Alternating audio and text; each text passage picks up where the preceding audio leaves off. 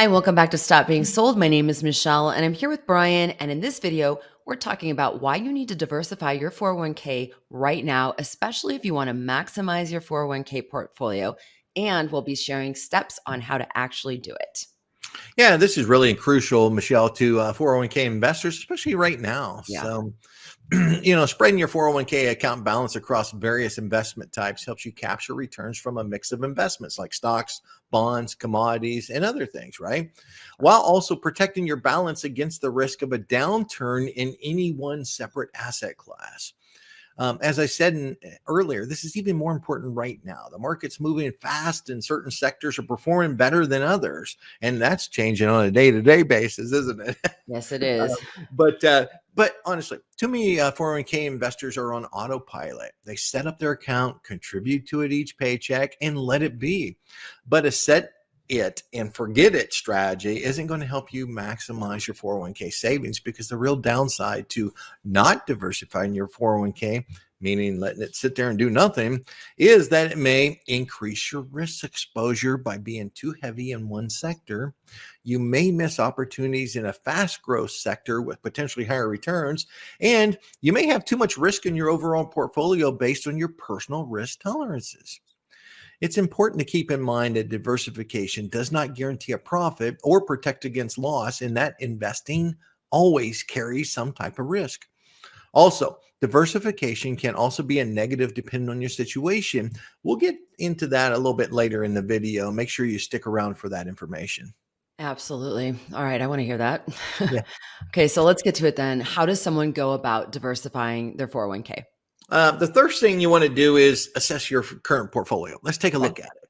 Check your current allocation of your 401k investments and identify any concentration in a single asset class, a sector, or you may have a lot of money in one specific stock. Sure. Okay. And now this is going to be pretty straightforward. And here's how you find this information.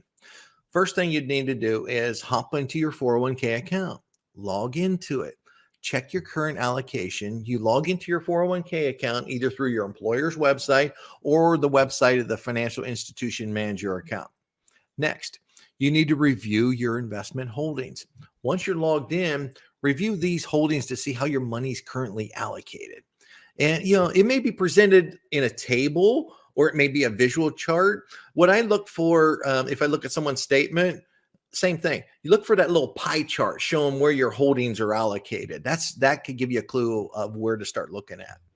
Also, look for a concentration in a single asset class. Maybe it's a sector, or maybe you have a lot of company stock in there.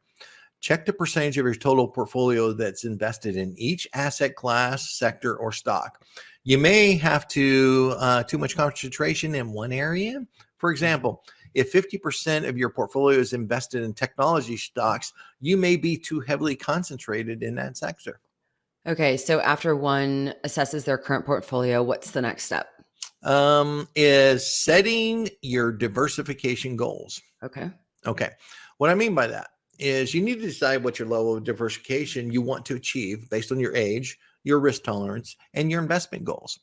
And here's how you figure this out. First of all, what's your comfort level with risk?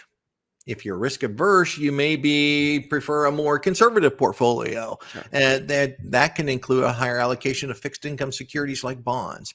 If you're comfortable with risk, you may prefer maybe a more aggressive investment risk, Sure. higher allocation of stocks and other growth oriented investments. Okay. Now, next, what you want to do is look at your investment goals. What do you want to achieve with your 401k investments? Are you saving for retirement, or do you have another long-term goal with this? I think that's critical right there. That's That's huge. really big, What do you right? want to do with it? Yeah. So you can grow it, but what's your end goal with it? Sure. And next thing is, what's your time horizon? Yeah. You need to consider your age and how many years you have till retirement, or any other investment goals. Like you may have a time frame of 10 years out Sure. to hit this goal. Well, focus on that. So if you're young and got a long time horizon, you may be able to afford to take more risk in your investments. As you get closer to retirement, you may want to reduce your exposure to risky investments and focus on preserving your capital. All right. Okay. So once someone's clear on their diversification goals, I'm assuming the next step is to actually invest or Yeah. move assets around. and be in alignment with your investment goals and risk tolerance? That's correct. Okay. Here's how you do that. Almost every 401k plan has a website. Okay. Go Yep. there and look for something that says change my investments. There should be a little tutorial on the site how to explain the process of switching your investments. Sure. If not, what you want to do is contact a 401k plan administrator or the 401k helpline that's actually on your website. If you can't get into your website, you may want to pull up your most recent statement and call the 800 number. And remember, it's the plan's job to help you navigate the Yeah. website. But here's one key. They will not choose investments for you because they're not your financial advisor. Right. Remember They're that. not allowed to legally. Yeah. Okay.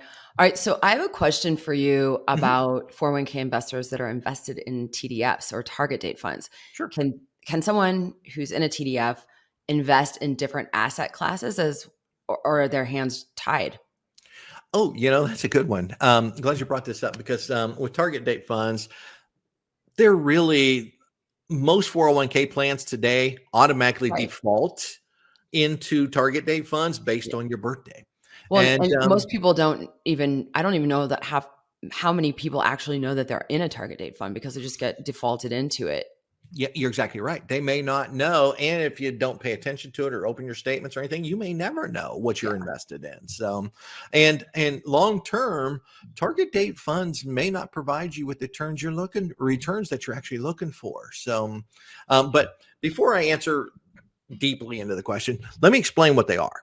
Okay, great. Tar- Target date funds are professionally managed portfolios that automatically adjust their asset allocation based on your target retirement date. Okay. The problem is that with target date funds, assume that all investors are equal when they're not. So if No. you're 45 years old, you get lumped in with every other 45-year-old.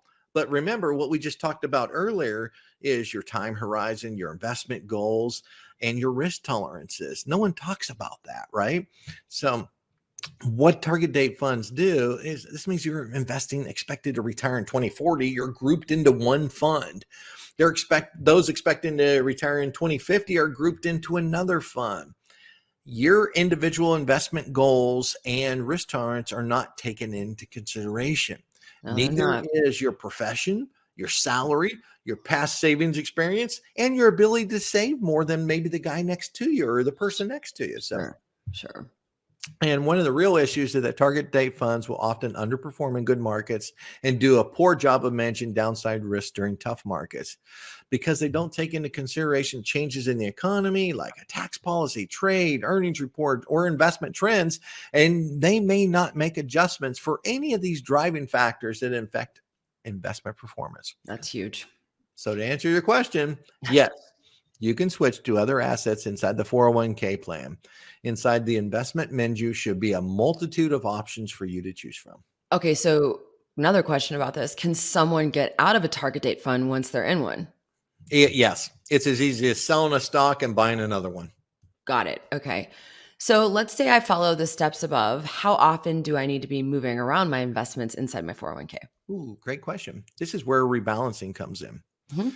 And so rebalancing is the process of realigning the weighting of your assets in the portfolio to stay in line with your risk tolerance and your time frame for retirement. Sure.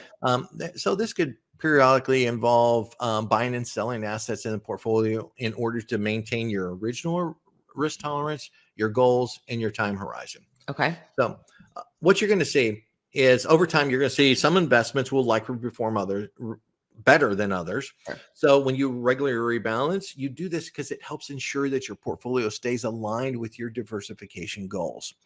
One important thing to note, though, it's critical to fight the temptation to time the market. Everyone wants to time the market, right? Trade too often or think you can outsmart the markets. Review your assets allocations periodically, perhaps annually, but try not to micromanage your portfolio. Yeah, trying to time the market is a surefire way to get wrecked. I've learned that the hard way. You could win some, but you could lose a lot more. So have I. Absolutely. Yeah, right. It hurts. It hurts thinking about it. It All hurts. right. So you mentioned at the start of the video that diversification can also be a negative based on someone's specific situation. Can you explain that?